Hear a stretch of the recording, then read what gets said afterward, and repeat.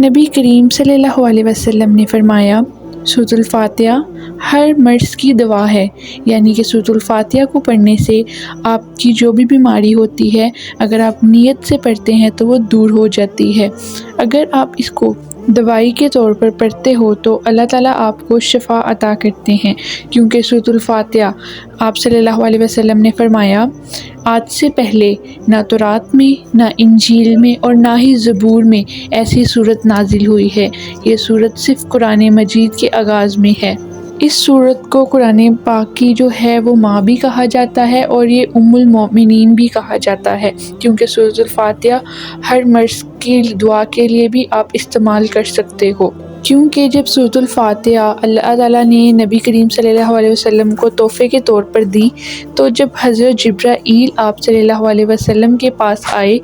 تو اس وقت حضرت جبرائیل نے آپ صلی اللہ علیہ وسلم سے کہا کہ آج اللہ تعالیٰ نے آپ کے لیے ایک تحفہ بھیجا ہے، تو اسی وقت آسمان سے ایک روشنی جو ہے وہ زمین پر پڑتی ہے۔ تو آپ صلی اللہ علیہ وسلم نے حضرت جبرائیل کو کہا کہ اللہ تعالیٰ نے میرے لیے کیا تحفہ بھیجا ہے؟ تو حضرت جبرائیل مسکرا دیے اور اسی وقت جو ہے وہ آسمان سے ایک فرشتہ آپ کے لیے ایک تحفہ لے کے آیا، اور وہ تحفے میں سورۃ الفاتحہ تھی۔ تو جب بھی صحابہ کرام کو کوئی بھی مسئلہ ہوتا یا کوئی بھی ان کو بے چینی یا تھکاوٹ محسوس ہوتی تو وہ سورۃ الفاتحہ کو دعا کے طور پر پڑھتے اور اپنے جسم پر دم کرتے تھے، جس سے ان کی جو درد تھی وہ بالکل ٹھیک ہو جاتی تھی۔